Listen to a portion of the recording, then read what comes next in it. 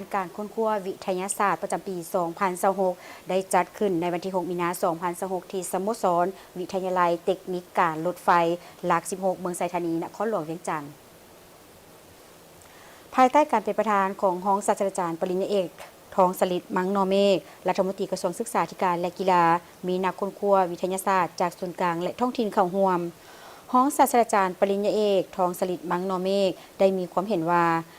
กองประชุมในครั้งนี้แม้นมีความหมายความสำคัญเพื่อพบปะแลกเปลี่ยนความคิดความเห็นและผลงานการค้นคว้าเวียกงานวิทยาศาสตร์ซึ่งแม้นเวียกที่มีความสำคัญและติดพันกับทุกแขนงการฉะนั้นจึงมีสติร่วมกันในการค้นคว้าประดิษฐ์คิดสร้างสิ่งใหม่และต้องมีจรรยาบรรณจรรยธรรมต่อวิชาชีพนักค้นคว้าอย่างเข้มงวดพร้อมนี้ให้นักค้นคว้าผู้คิดค้นนวัตกรรมมาให้ประเทศชาติฉะนั้นจงสุ่มใส่การค้นคว้าวิทยาศาสตร์ให้มีสิ่งใหม่ๆพ้นเด่นหลายขึ้นและให้เป็นที่ประจักษ์ตา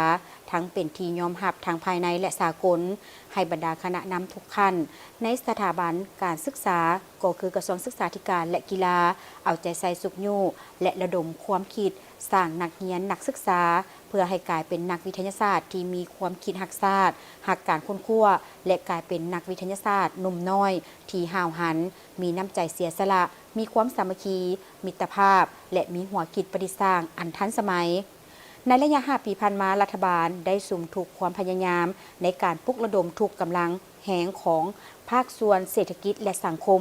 ผันขยาย3ทิศทางรวมเข้าสู่เวียกงานตัวจริง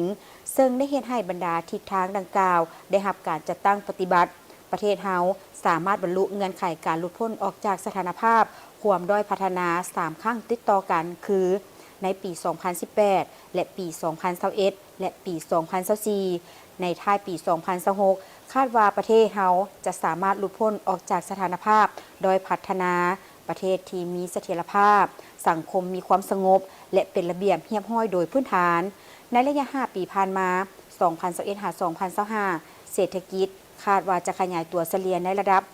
4.24 ส่วนห้อยแผนการ 5 ปีเฉลี่ยในระดับ 4 ส่วนห้อยขึ้นไปปี 2025 คาดว่าจะบรรลุ 4.8 ส่วนห้อยพร้อมนี้ของประชุมบรรดาผู้เข้าร่วมยังได้พร้อมกันประกอบความเห็นต่อบรรดาบทเรียนการจัดตั้งปฏิบัติเวียกงานในระยะผ่านมาเติมอีก